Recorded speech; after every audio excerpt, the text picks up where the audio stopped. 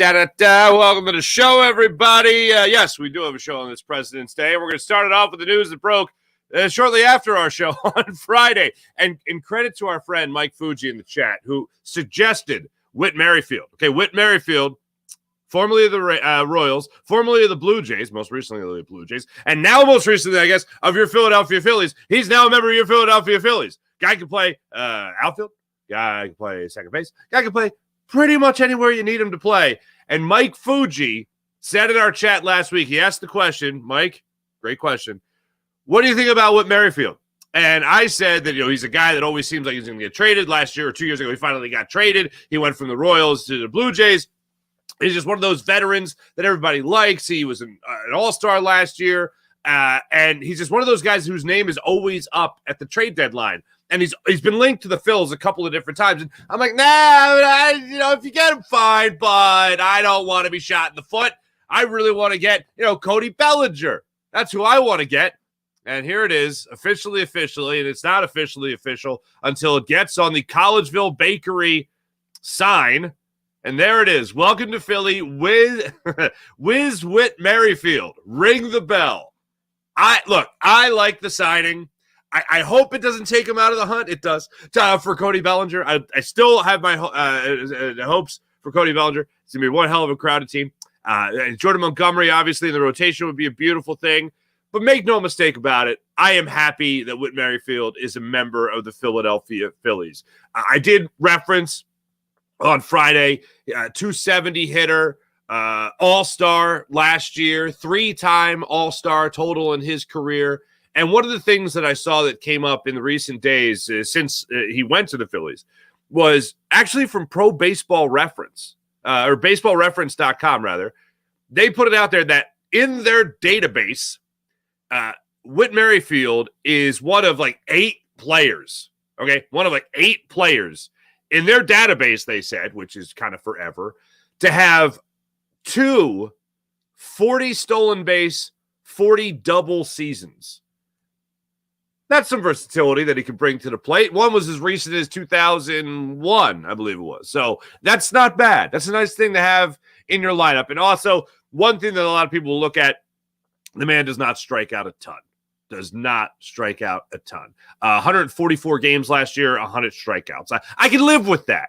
When we're looking at other parts of the lineup that look more at 200 strikeouts, for instance, yeah, I can do with a guy that you're not going to strike out 120, 160 times, and that's certainly Whit Merrifield. So very happy that the Phillies made the signing. Happy the Phillies made the signing on a 1-year deal, $8 million, not too shabby, next to nothing. Doesn't really hit with power. He'll hit in the gaps, which is great. But when it comes to the home run ball, 11 home runs last year in those 140-plus games. So good to see him on the Phillies here. I think it's a good acquisition by I've recently learned it's not Dave Dombrowski. Listening to Bryce Harper yesterday, it's not Dave Dombrowski. It's Dombo. I've listened to the vast majority of words spoken by Bryce Harper, first off, since he's been a Philadelphia Philly. I've listened to the vast majority of the words spoken by Bryce Harper since Dave Dombrowski took over the Phillies. And I can't ever remember a time that he was ever referred to as Dombo. But we're going to get to that in this program today. And more importantly, what we're going to get to is Bryce Harper and a possible contract extension, which I literally laugh at whenever I see that news. Now, don't get me wrong. I want Bryce Harper to be here for as long as humanly possible, for as long as he'll be able to be productive here. And I talked about it on Friday with our friend Jeff Kerr about how his contract is actually pretty team-friendly by the end of it. But when you're talking about a contract extension, you're talking about him being a member of the Philadelphia Phillies till he's 41 already? What are you going to go till 45? 50? What are you going to be, Tom Brady of baseball? Why not? Nobody's trying to tackle you, and you're going to be playing first base? Fine. Which brings me to the next point. Bryce Harper at first base. Not a surprise. Not a surprise to anybody. You knew this was coming. If you didn't know it was coming, you should have especially known it was coming after Rhys Hoskins signed with the Milwaukee Brewers. So there should be no surprise to anybody. He's willing to do whatever it takes. You'll hear from him. Our friend NBC Sports Philadelphia, John Clark, caught up with Bryce Harper at spring training. So we'll let you hear from Bryce Harper talking about playing first. We'll also let you hear about Bryce Harper talk about really what is the most important thing, the window. This Phillies team has a window to win. They are still in that window to win. Now's the time to win. We have been, some believe it's already closed shut. Others believe Tyrese Maxey, all-star performance last night. Some might believe that the Sixers window is already closed and over. I believe Tyrese Maxey's window is now open, more so than Joel Embiid's, and hopefully they can actually win it together. That'd be nice. But you look at the Phillies window. You look at the Sixers window, the Eagles window. If you believe that Jalen Hurts is the guy, still, like I do, after this past season, then you want to believe that that window is still very much open. But all these teams have a window right now. The Flyers, they're looking for a window. All right, they're looking for a window.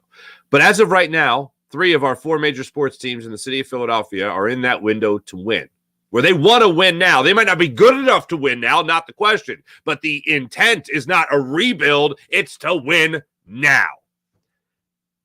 And this Phillies window has to stay open. They are spending money left and right. They're bringing in talent, most recently with Merrifield, which is, again, great to see. They already went out there and got Bryce Harper those years ago, so it's great to see him in a Phillies uniform. And ever since he has been in that Phillies uniform, the entire attitude in South Philadelphia revolving around this team has been different. Bringing in guys like Kyle Schwarber obviously sets a great tone. Re-signing a guy like Aaron Nola, pretty damn good. Homegrown guy, gets the long-term contract extension finally. Now you need to see him produce. Zach Wheeler, hopefully that's the next deal that gets done. But this window is right now. And to hear a guy like Bryce Harper talk about that window and capitalizing on the opportunities being presented to this team by ownership, by the general manager, by the president of baseball operations, well, it's good that they at least realize that and they're acknowledging the fact that right now is the time to win. So you got to cash in on all those opportunities, and hopefully they can do that right now. So we'll let you hear from Bryce Harper coming up in a second. Also, how about this? This was I liked what I saw here. As I'm pulling it up. As I told you, I went back and I was watching, what the heck was it? Hard Knocks.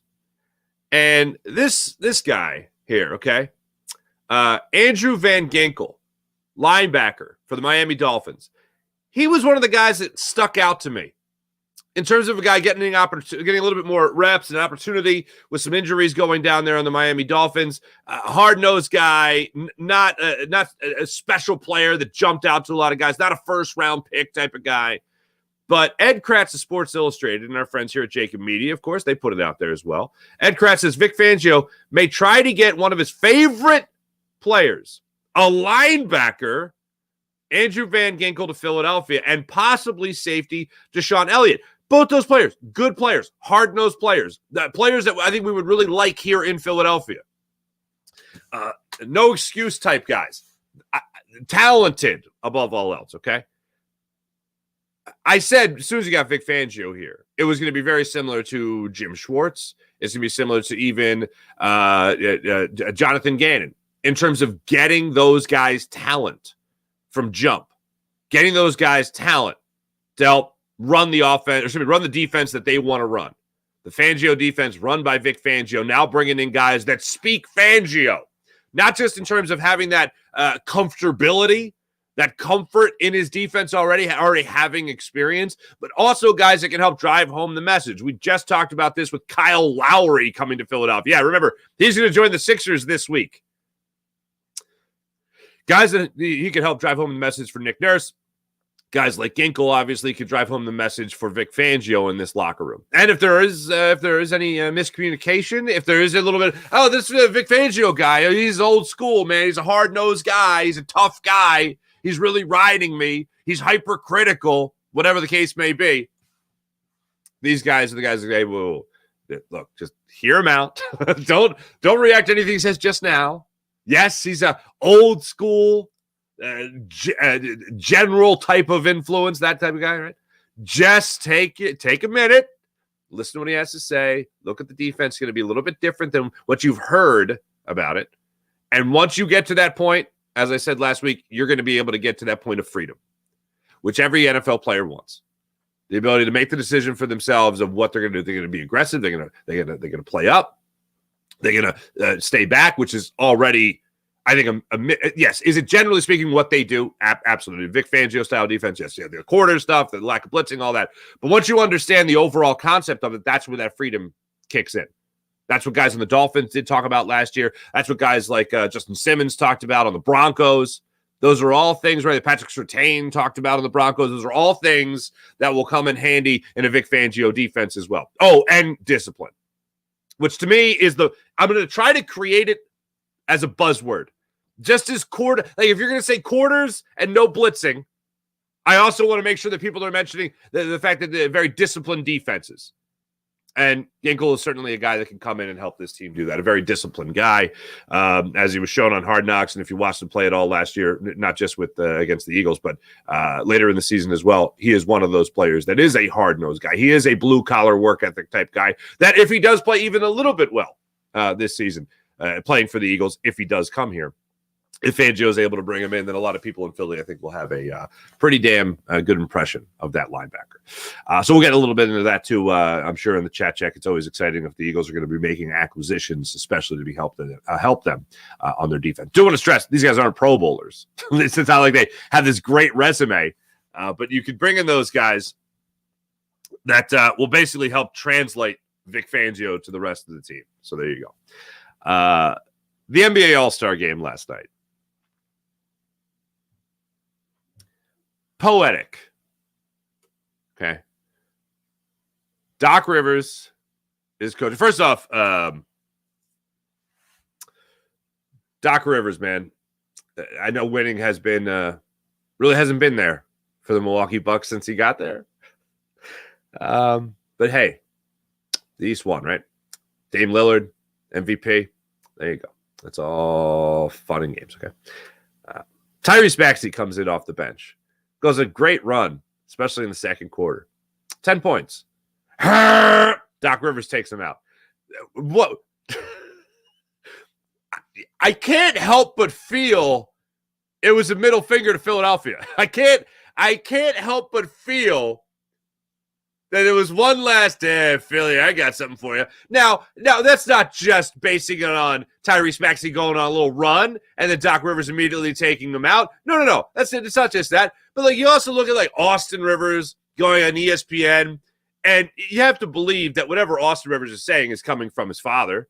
You have to believe that they've had conversations, and for whatever reason, there's been some bad blood between the Rivers family and the city of Philadelphia. That Austin Rivers is flat out saying, "Oh, they did my dad dirty." Eagles, Sixers. What are they? Oh, they're going to do anything. Okay, fine. All right. If I didn't know that part of the backstory, and look, I think Doc Rivers heard a lot of the criticism surrounding his name while he was here in Philadelphia. That he was the guy that was brought in to put the Sixers over the top. He didn't put the Sixers over the top. He was a guy brought in to more or less save the Ben Simmons situation, get Ben Simmons' attention, bring it in. This is why I wanted Doc Rivers here. I needed to have a veteran, authoritative, championship-winning head coach, which he is, and maybe that guy could get to Ben Simmons. Maybe that guy could get the most out of Ben Simmons' game. Turns out nobody can get the most out of Ben Simmons' game, so it's just damn impossible. But did not get Ben Simmons going. Put a huge exclamation point to the end of the Ben Simmons era here in Philadelphia. Did not get past the second round of the playoffs. Lost 2 Game 7s. Could not get Joel Embiid in the playoffs to the next level. And that can obviously happen for a number of reasons. Injury being one of them. But just wasn't able to get the Sixers over the hump. And then last night, Tyrese Maxey goes on his run. And just like that, gets taken out. Now, I understand he's a reserve and you want to play starters. I understand that, but that's your general philosophy from a lot of people. For me, I couldn't help but go, that's interesting. That's a nice little middle finger to the city of Philadelphia. You guys want to badmouth me? You want to ruin my good name? I'm benching Maxey right now, despite the fact that he's on the run. By the way, he ended up playing 17 minutes total in the game. He had 10 points, 3 assists, 3 rebounds, and there you go. Nice little run. I also appreciated this. In my morning scroll, I think I'm like most people where you wake up and you start scrolling through your phone and you say, hey, what I missed? What's going on? All that fun stuff. You might be doing it right now. Good morning. Hello. Stay in your warm bed. It's President's Day. You can relax, all that stuff. Enjoy. But I think it was the NBA that tweeted it out. It was a couple of the other younger stars in there. Jalen Brunson was one of them also. Just featuring their night. Maxey Brunson was one of them as well. But yeah, just featuring their night in particular. And I just like the fact that instead of just, hey, LeBron dunks, Dame Lillard 3, Tyrese Halliburton, good God, 10 plus threes last night, at least 10. Pretty damn good night for him as well.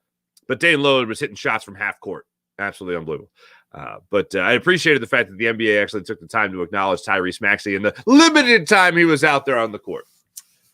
Especially, I think his first basket of the game I think it was a corner three. His first basket of the game. So yeah, they had just about all for Tyrese Maxey. And watching Tyrese Maxey, I don't remember a time where maybe I watched somebody go to a first-time Pro Bowl, first-time All-Star game, whatever the case may be, and have more fun than Tyrese. I don't know. Maybe I was trying to think of the right way to put it. I think what I land on is more in awe of the moment. Like Tyrese Maxey, you could tell, just really appreciated the moment.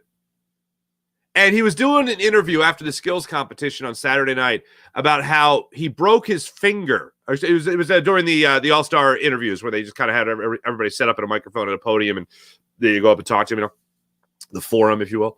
And they catch up to him in Indianapolis, and it's like it was kind of a moment of, when did you know you could do this? When did you think you could possibly even be an all-star? And he said in high school, he broke his finger. High school or eighth grade. He broke his finger and played a game with one hand and still dropped like 30-plus points. He was like, oh, maybe if I really work at this, I could be something. Yeah, this incredible game with one hand. He's like, maybe if I really work at this, I can do something. And here he is.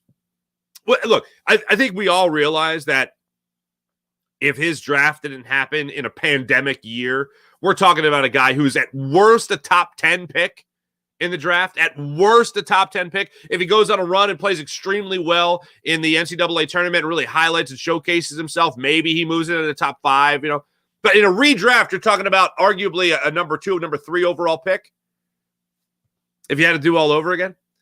But this is absolutely insane. The career has been able to put together a 20 pick. What? Huh? Steal the draft, goes without saying. But watching him play this season and watching him at the All-Star game has been just a beautiful thing.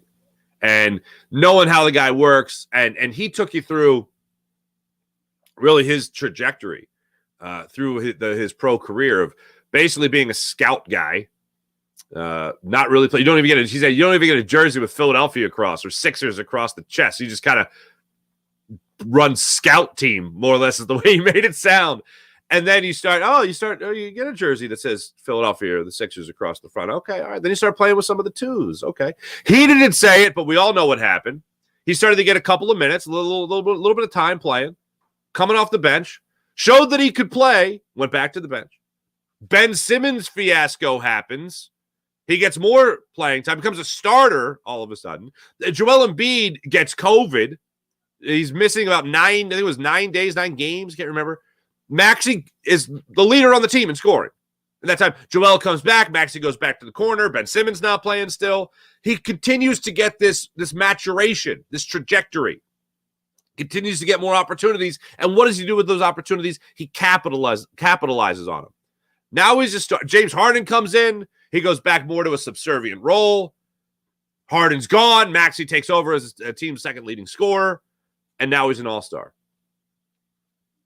I got to find where I saved the list because I know I saved the list. But, man, the boxes that are being checked from things I wanted to see for this season, one by one, from Harden to Maxey being an all-star, they're getting checked. The big thing is, obviously, we got to wait for the playoffs to know what goes on there. But one of the boxes that I can't check is Joel Embiid being healthy. If he's not healthy in the regular season, I really, in all honesty, I don't care.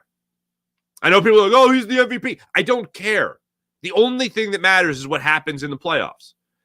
So if Joel Embiid is able to come back, if Joel Embiid is able to ramp up before the playoffs and really get some games under his belt and play himself back into game shape, and that's not to say that he's just eating candy bars and cookies right now. I'm not saying that.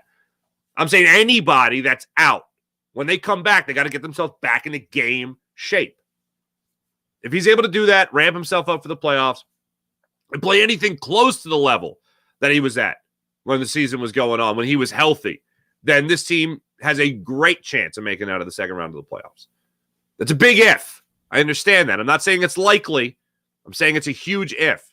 But if that is the case, then this team has a wonderful shot at how deep they are with the shooting of Buddy Hield, all-star Tyrese Maxey, all that. They have an opportunity to make it out of that second round. So that's what I'm going to cross my fingers for. I'm going to hold out hope. So that was for Maxey last night in the All-Star game. Absolutely. Just great seeing him run around out there. It's fantastic. As far as your Philadelphia Phillies, ladies and gentlemen, to get back to them.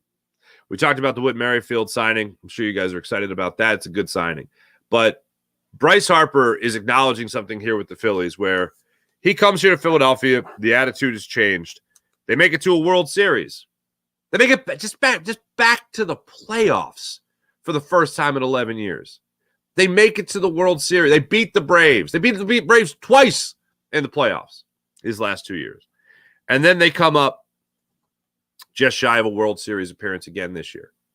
I've acknowledged many times Nick Castellanos putting it perfectly. We were supposed to build on what we did a year ago, and we didn't. We took a step backwards. You don't want to ever do that.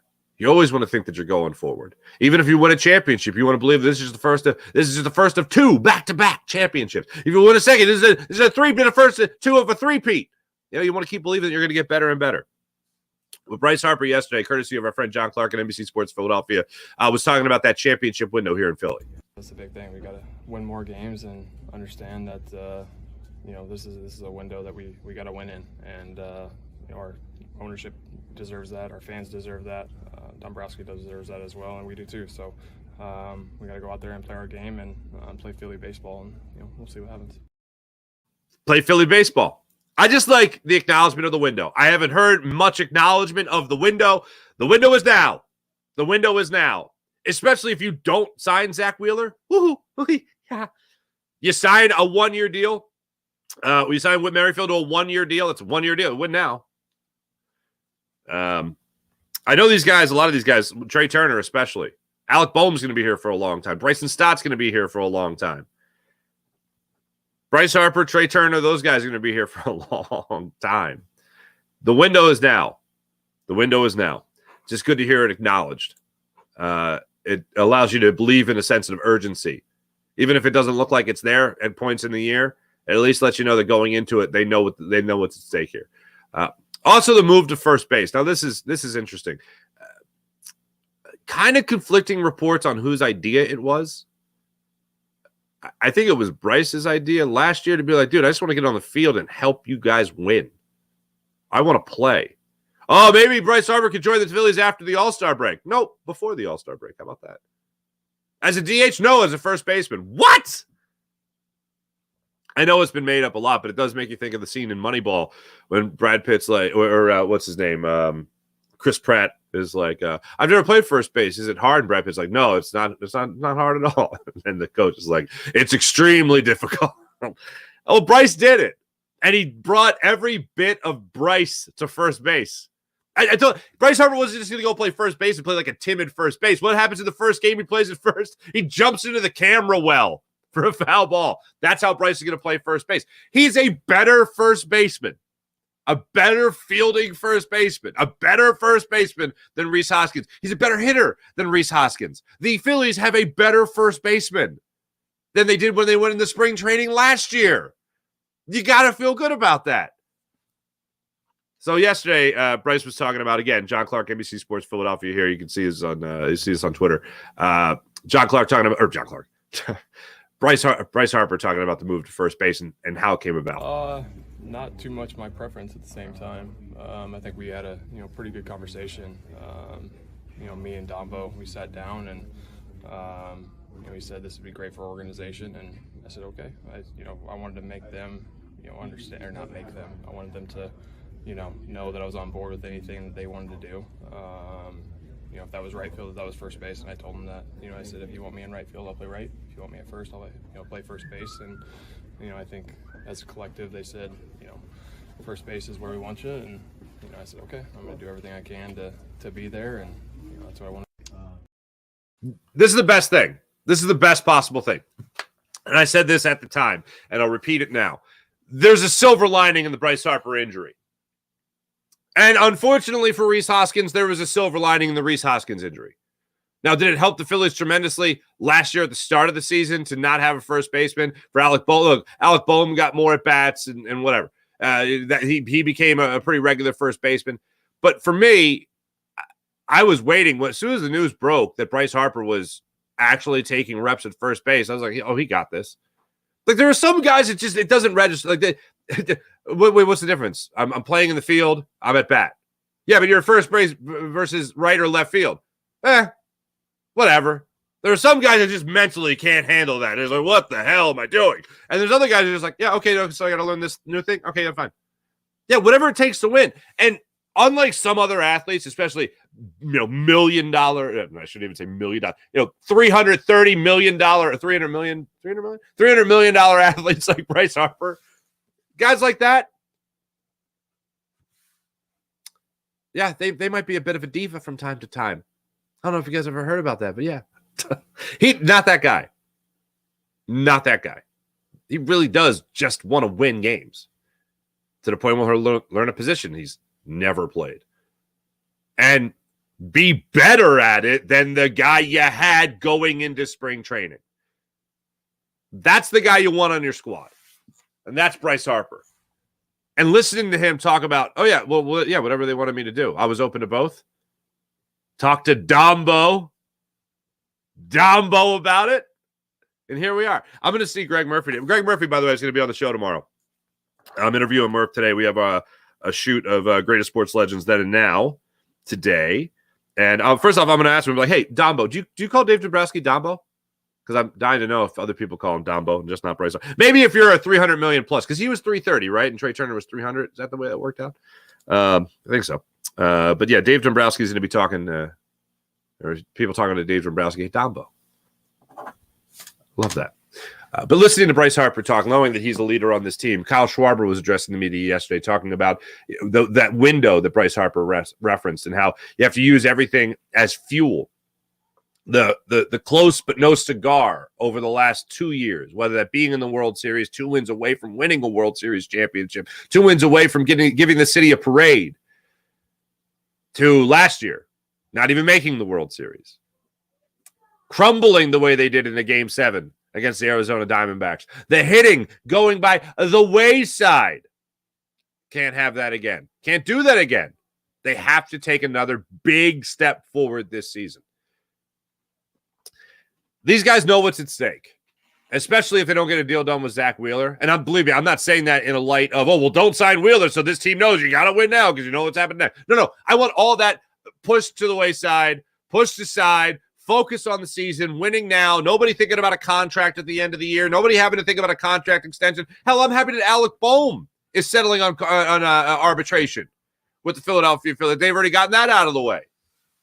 I love the idea of Trey Turner starting this season out, understanding this fan base, understanding that they love him and they want to see him do well. All that. Love to see it.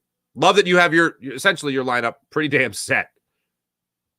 Don't have to worry about injuries at this point. I do worry about what Rob Thompson talks about every spring now, about how this team comes into the fray, and you worry about any team in spring training where it's the first couple of days, nobody ramping up. All right, everyone good. All right, then you take the next step forward. When games start, okay, everyone's good. Nobody's pushing too hard. Okay, great. And then the first week of the season, okay, no, everyone's good. Okay, great. All right, no, nobody's pushing too hard. No one's going to blow a hammy, anything like that. Everyone's good. Everyone's strong.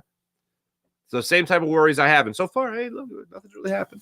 But Bryce Harper showing up yesterday, laying down the law, saying that this is the window. This is the time to do things. This is the time to make sure that our legacy here as a Philadelphia team isn't one that underachieved despite great talent. And is that not one of our biggest fears in the city of Philadelphia? That you have a team that has great talent and then they just underachieve for whatever reason. You just hope and pray it's not a matter of a will to win. Well, with this team, I don't think that's going to be the case. I don't think we're going to have to worry about that will to win. Let me tell you about the great people at the Game Time app, ladies and gentlemen. Download the Game Time app to your phone. You want to bet on some baseball? You want to bet on some NBA when the games get underway again? Want to bet on the NHL? Oh, man, you can do it on, MyBookie, mybookie.ag. Download the app to your phone. Use promo code Farzy. That's promo code Farzy at mybookie.ag and take advantage of all they have to offer. Like $1,000. How about that? Up to $1,000 redeemable cash bonus at mybookie.ag. Use promo code Farzy for up to $1,000 redeemable cash bonus. And if betting on the world of sports ain't your thing, you just like watching the games, well, you can bet on the world of politics. You can bet on the world of your favorite TV shows as well. All that at MyBookie. How? It's crazy. You can bet on it. Who's this person going to end up with? Who are they going to pick on The Bachelor? What is it? All at MyBookie, mybookie.ag. Now, let me tell you about the Game Time app. Download the Game Time app to your phone. Use promo code Farzy. You'll get $20 off your first purchase at the Game Time app. So if you want to go to the game, you want to go to the event, you want to go to the concert, you want to go to the comedy show, the Game Time app has your tickets. And how about the Game Time guarantee? If you find tickets for less money on another app, another site, the Game Time app will get you back on 110% of the difference. How about that? That's the Game Time guarantee. Download the Game Time app to your phone. Enjoy last-minute ticket deals, flash ticket deals. Not too bad. It is fantastic. The Game Time app. Download the Game Time app to your phone. Use promo code Farzy and get up to $20 off your first purchase. Not too bad. How about PHL Sports Nation, Philadelphia Sports Nation, enhancing your Philadelphia sports fan experience across all social media and blogs. That's PHLSportsNation.com. Let's get into the chat check, see how you wonderful people are doing on this fine President's Day. And a lot of people probably skiing. I don't know. Good morning. I feel like you barbecue in the summer, obviously, for like Labor Day, Memorial Day, 4th of July. I feel like President's Day is like, well, we're going to the Poconos and we're going skiing. Not much of a skier. Morning, Kevin. Sean Kilrank, good morning. Sean Gillespie, good morning. Sean Kilrank, Fuji called it and said we're getting Whitfield. Fuji, did you say we were getting him or did you just ask me? Either way, good job by you mentioning him on Friday. 40 wine, 49ers wine. Good Monday morning, Mark. Appreciate you and your thought. Oh, thank you, Wine Niners wine. Appreciate you. Whit better understand that he instantly has that nickname. Now batting, Whit Merrifield. Now batting for the Phillies. I don't know what number he's going to wear. Playing anywhere, Whit Merrifield. Oh, there you go. Fuji, thank you, Sean. It was a lucky guess. Yeah, you did call it. No mistake about it. You did call it. Arizona giving the players, Sean Cohen, Arizona giving the players their rings when we play them on August 10th. I could see Nikki Three Buttons reaction to that, Farzy. Nikki Three Buttons. Oh, that's cool. It's good. Stolleman? What's going on, Stolleman? So that means we're going back to tackling practice? It could. The Eagles certainly need it. That was one of the things that we did not talk. I think because everything was crashing and burning at the end of the season, we didn't talk enough about no tackling. James Bradbury, I still have it in my head. With James Bradbury. Just no effort. No effort to tackle anyone at any point, especially against the Buccaneers at the end of the playoffs. Just no, there's Ole, all over the field. They need tackling practice. Twiz, what's going on? Mihai, what's popping? Sean Gillespie. Still don't understand how Duck Rivers was qualified this season to coach the East Coast squad. Dude, Sean, one thing I do appreciate that Doc Rivers said is that he's like, it's not right that I should be coaching. And now it turns out it's twofold. It's absolutely not right that he should be coaching, that he should be coaching, because the Bucs suck since he's been there. And now he's coaching the All-Star team, and he's benching Tyrese Maxey. The hell, man. Doc Rivers is a basketball terror. Thank you, ridiculous. You live up to your name. But you did say basketball, so we're in the context of basketball. Jaylen Brown dunk, sick. He's just sick. He's just incredible. How about the Luka Doncic dunk attempt? Luka last night went off, and I love Luka Doncic's game, but Luka throws it off the back, wide open, fast break situation. No one's in front of him. Hurls it at the backboard, catches it, clank, right on the rim. Clank, right on the rim. And he didn't even get back on defense. What defense? There was no defense. But anyway, you know what I'm saying. Pretty funny moment. Pretty funny. I love those moments, man. I'll never forget Jordan's last All-Star game. I want to say it was at Madison Square Garden. And he's with the Wizards. And Jordan, I want to say it was a fast break, nobody in front of him. Goes up for the dunk, clanks it off the back of the rim and misses it. And even Jordan, Mr. Hyper Competitive, was just laughing at himself like, yep, that's not great. So it's a holiday today. Google lied to me. Sean, did you not take off?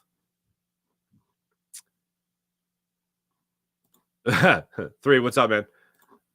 Who's a linebacker? I'll show my man one more time. Van Ginkel. Andrew Van Ginkel. Deshaun Elliott, a safety, according to Ed Kratz of Sports Illustrated. And there you go. Both would be good. Good acquisitions. None of them would be, oh, we got Van Ginkel, we got Elliott. No. And plus, Van Ginkel is just fun to say. But, okay, hold on. We can live in a world where we have 2 Vans or Vons. Ben Von Sumeren and this man right here. Andrew Van Ginkel. It's a lot of Vons. Is that Dutch? I think that's Dutch. I'm pretty sure that's Dutch. I could be wrong. Where am I? Here I am. Okay. Oh, hey, you were shooting dice at Rivers? All right, cool. Good times. Wait, what's going on? Where am I at here? NBA All-Star, never heard of it. Refused to watch it. Oh, Fuji. Now we're getting cocky. Phillies will sign Jordan Montgomery. Oh, Fuji.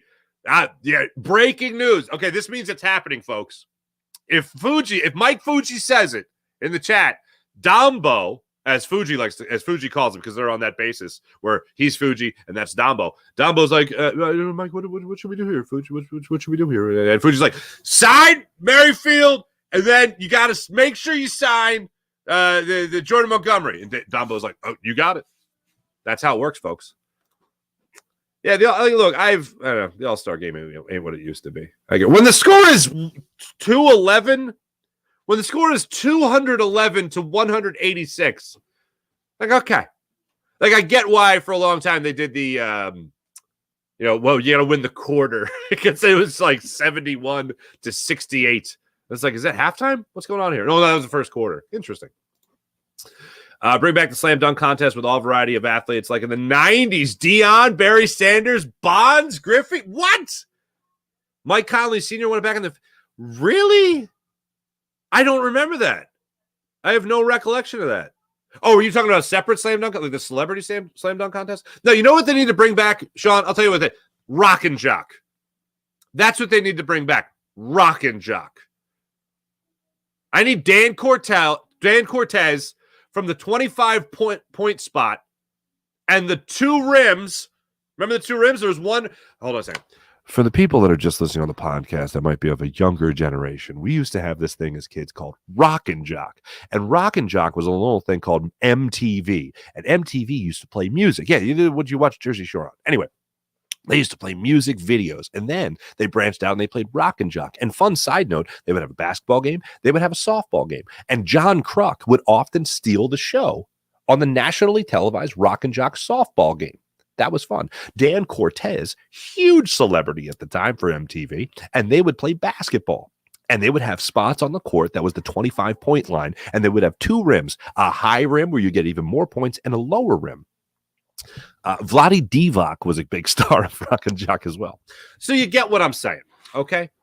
That's what I want to bring back. Sean Kilrain, that's where you just took me to, Rock and Jock. That's where my mind went. Sorry. That was a sold-out crowd and people would watch it. Oh, that's cool. I would check it out. But to be April. Good morning, April. Solid Dan Baker. Thank you very much. Would love for them to bring that slam dunk back. Okay. Sean Joel Embiid joked. I did see that. Yeah. He could win the slam dunk contest with the judging for Jaylen Brown. No porcelain doll. Just observe, watch. You might pull or break something. I think JoJo did acknowledge that as well. He said, I don't think my knees would hold up, but he could win. If it was just one dunk, maybe. No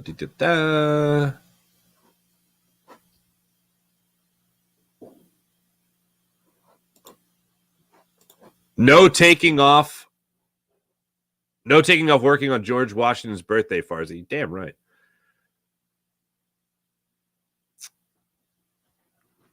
The last linebacker from the Dolphins was a bozo? Who's the that we got? Because the only linebacker connection I have in my mind with the Dolphins and Eagles is was an Eagle, then went to Miami, was Kiko Alonso.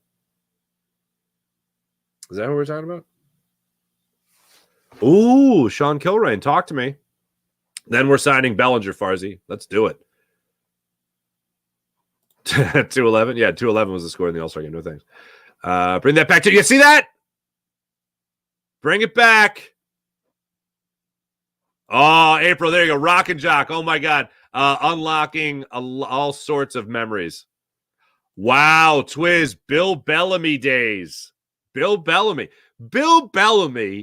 showed up, and it wasn't like a huge layoff, but it was it was Rock and Jock days, like the height of Rock and Jock, to Any Given Sunday, which was 1999, I want to say.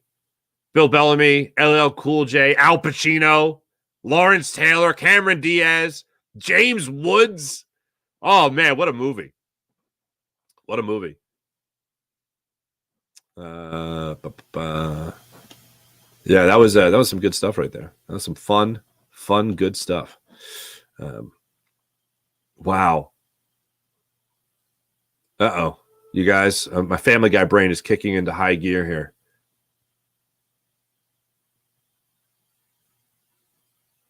Who was I? Oh, Jamie Foxx. Jamie Foxx tells a story about working with Al Pacino. And it was the point in Any Given Sunday when Jamie Foxx is yelling at Al Pacino, playing his head coach in the movie. And he's doing it as Al Pacino, where Jamie Foxx is doing an Al Pacino impression. And he says, what did you tell me? Go to the Buick, turn around, ball be in your chest. Like that kind of thing. And Jamie Foxx did that during the shoot. And Al Pacino was kind of caught off guard. Jamie Foxx could kind of see. Al Pacino was like, well, wow, he went there. That's interesting. And then Al Pacino has to yell back. His character has to yell back. And apparently during one of the takes, Al Pacino's really yelling at him. And he ends it with, but you're a good actor. Just like that. And Jamie Foxx was like, Al Pacino just called me a great actor. Or a good actor. This is the greatest moment of my life. 5 years later, right? Jamie Foxx wins the Oscar for Ray. That's pretty cool. I thought that was always a pretty cool story. But yeah. Anyway. Okay, hold on. Rock and Jock? Hold on. No. We'll follow the bouncing ball. Sean Kilrain went with Celebrity Slam Dunk Contest, to which I took to Rock and Jock, to which Twiz took us to Bill Bellamy, which took me to Any Given Sunday, which took me to Jamie Foxx, to Al Pacino to Jamie Foxx to Ray. Bam! When you can follow the bouncing ball of severe ADHD, it's always entertaining, I hope, at least. Sean Gillespie, MTV, definitely. Memories, only liked MTV raps, or the only thing I clearly remember. That's pretty funny. Kyle Kokorski? What's going on? Yak Shamash. Mark, which quarterback should we draft? I'm on the Kool-Aid bandwagon. I don't have my notes.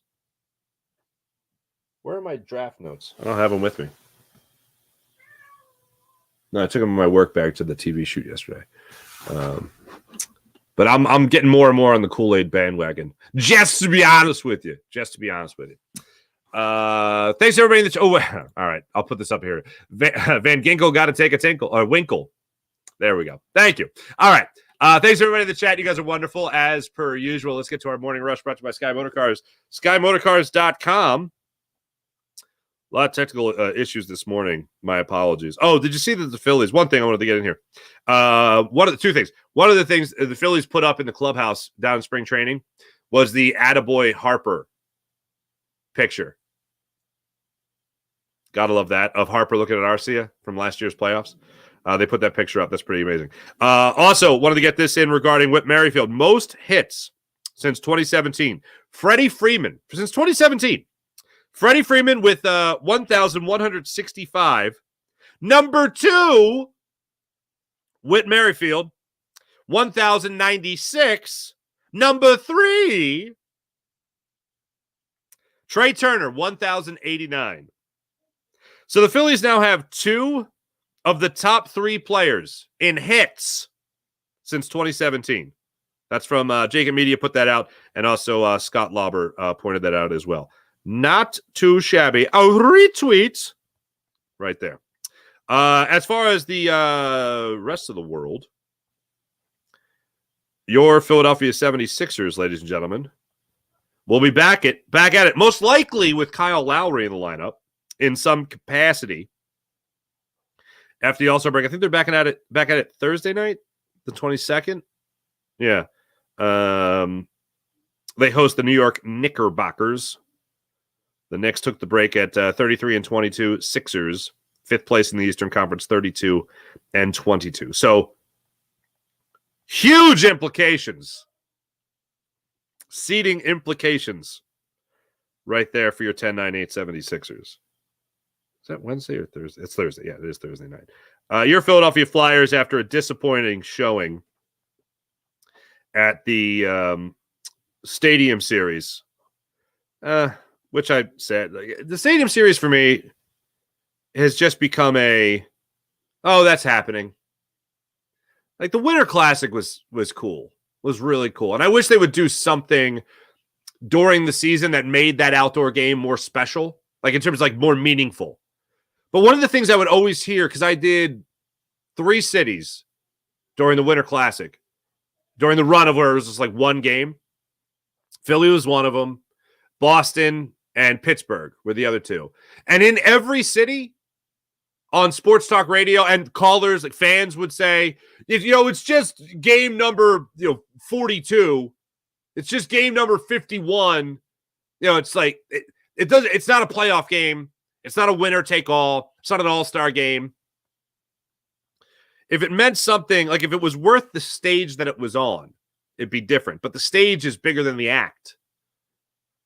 It's like going to a venue just to go to the venue, without giving a damn about who's playing. It's like I love baseball, so I love Wrigley Field, because I'm I'm a baseball fan, but obviously I love anything Philadelphia above it. But still, you want to go to Fenway, you want to go to Wrigley. I wanted to go to Tiger Stadium. I missed out on that, unfortunately. But I don't care about the Tigers. It's like it's not worthy of the venue. But anyway, they lost. If I tell you all that. And I tell you all that just to tell you that they lost. And now, for whatever reason,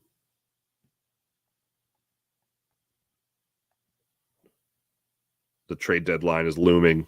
And any good times that we have in our minds about the Flyers might come to a screeching halt. But anyway, Flyers are back at it Wednesday night, 7:30 in Chicago against the Blackhawks. That's the way that works. What the heck is going on there? There we go. Twiz, get me thinking about old MTV. Do you remember Celebrity Deathmatch? Of course. Judge Mills Lane. There you go. Thanks everybody once again on the chat. Appreciate it. Hey guys, it is President's Day. Hopefully you guys don't have to work today. Hopefully you guys are just up because you don't need the alarm clock to go off anymore.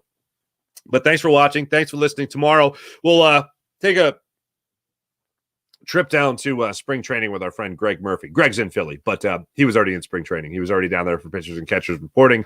Yeah, he got an opportunity to talk to Charlie Manuel and a lot of the Phillies. So we'll catch up with Greg Murphy for tomorrow's show. So Greg and I will talk tonight for tomorrow, and look forward to that. Have a great rest of your day, everybody. Enjoy, hopefully, what is a day off for you. My name is Mark Farzetta. This is the Farzy Show presented by MyBookie, mybookie.ag. Have a great rest of your day, everybody. See ya.